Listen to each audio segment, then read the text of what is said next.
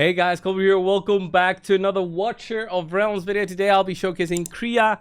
She will be featured during this week's 10x on the banner for summoning for the weekend. Mother of Crows. She summons crows as she's killing enemies. Her ultimate is like a big thunder, like Voltus, I think, the rare that we get at the very start of the game. So if you're familiar with that hero, you'll see that her skills look familiar, but she also summons crows.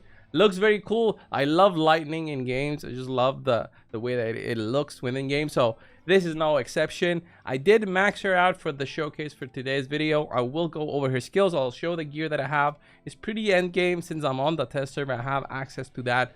I have overall stats of 18,000 attack, 337 crit damage with 100% crit, 300 attack speed, and the Infernal Roar set, which gives me more damage on my basic attacks, which my basic attacks do magic AoE damage, 90% AoE damage on up to 3 enemies within attack range. So it boosts that up from what I understand. Passive: when the effect of Necrostorm Assault ends, enhances every Stormcrow on the field summoned by the hero, increasing its attack by 30% and allowing it to inflict slow with each attack. This effect lasts for up to 15 seconds. So what does she do? These are the storm crows that she summons when enemies are killed. For every 3 enemies killed in the basic attack range, summons 1 storm crow. This can be strong on gear rate 1, but gear rate 1 is notorious for being hard to kill the enemies. So you're not going to be summoning these storm crows like crazy if you're depending your damage on her. She'll be basically helping out your main damage dealer do more damage because of the storm crows that will be added on top of that. She won't be doing the most amount of damage from what I've noticed in my testing. So her ultimate strikes enemies in range with lightning 3 times. This is the lightning that she does, dealing 130% AoE damage for up to 10 enemies each time. Pretty cool, very strong, up to 10 enemies. But again, I don't think this should have been limited. I mean, just have it on all enemies in range. Anyway, so she inflicts the slow. She does the storm crows, which are very strong. Each of them attacks 1 time every 4 seconds after reaching their target. Each strike deals 70% AoE damage. So on top of what she's doing, when she's got the storm crows up and they disappear, she gets a boost to her own hero damage by 5%, lasting for 15 seconds. This effect can be stacked up to 5 times, and of course this is all boosted by my skill ups. All right, so that's in terms of her gear and her skills. Her awakenings look good, especially I find that awakening 3 is always something that they have the best of. And look at this, vulnerability to magic damage plus 30%. Look at that. On each enemy hit by Necrostorm. So when you pop your ultimate, I don't think you'll be using her on the guild boss, mostly for gear rate 1. All damage plus 8%, and A5: when the effect of Necrostorm Assault ends, there's a 50% chance to summon 1 additional Stormcrow. So overall, I think maybe A4 is also strong, like 8% more damage. It sounds pretty good, but like me personally, so far I've done testing on Kineza and KRIA today. They don't look that amazing. Maybe if you have more things in your squad, like maybe you have Vierna, she's amazing for gear rate 1 already, so she will help KRIA get those kills because Vierna has like an execute, and when you get the kills you summon the crows. But having her KRIA as being the main damage dealer and focusing her summoning a lot to get multiple copies, I don't think that's the way to go.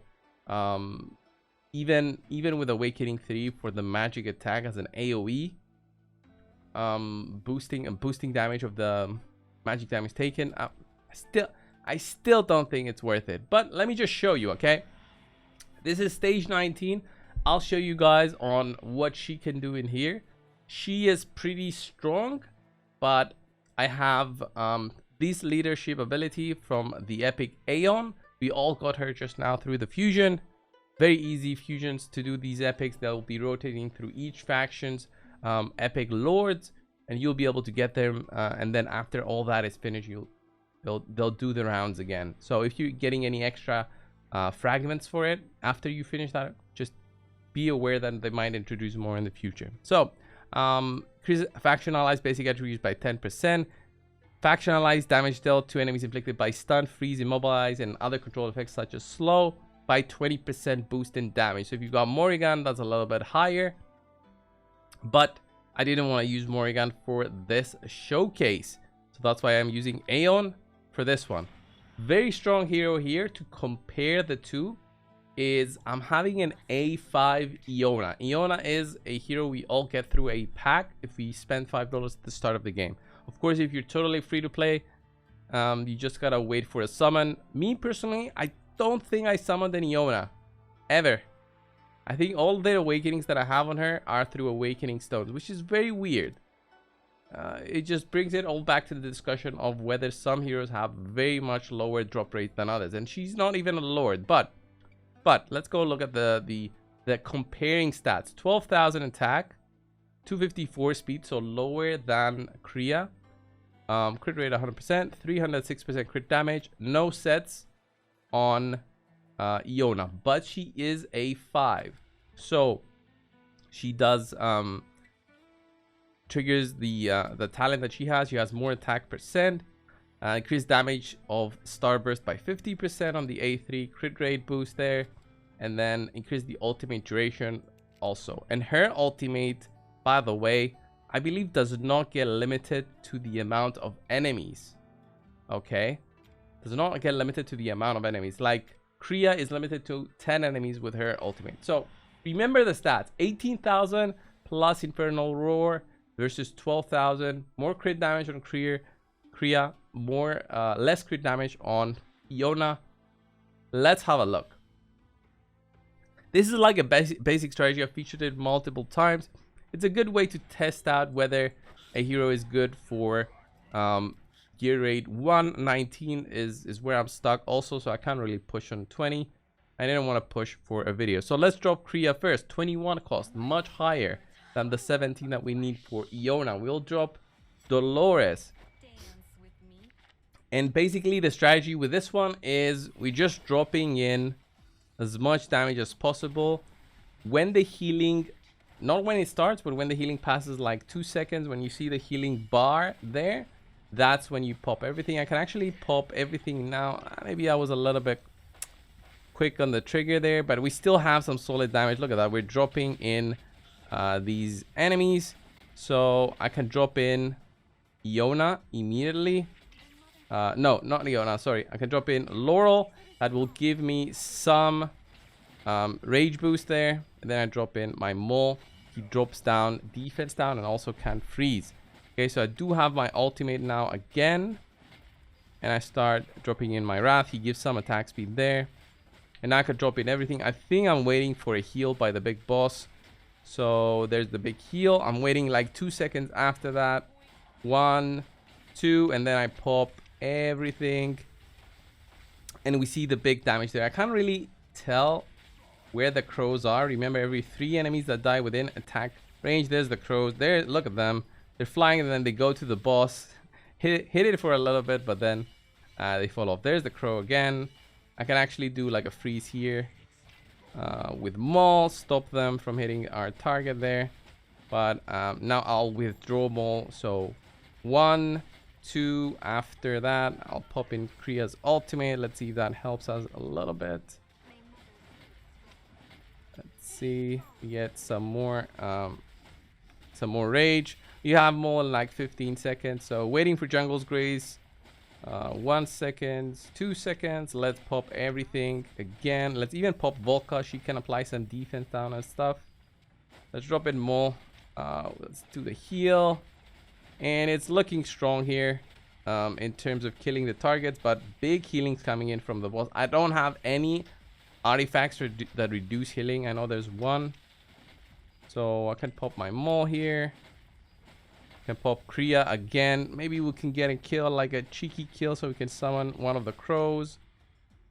All right, so here I'll withdraw Maul. I'll drop in Laurel. So once I pop the ultimate, I can withdraw her and then pop the other 2 ultimates.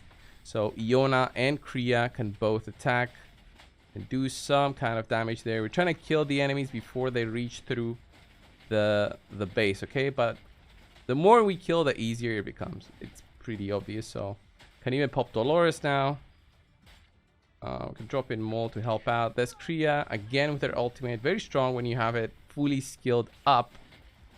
But now Mole, you know, look at this. The slow, the defense down on the targets. We can't see the defense on the targets. You can't click on them. But yeah, basically after this, it's just everybody doing their thing. And we slowly take them out. Nothing too much about that. So there's gear rate 1.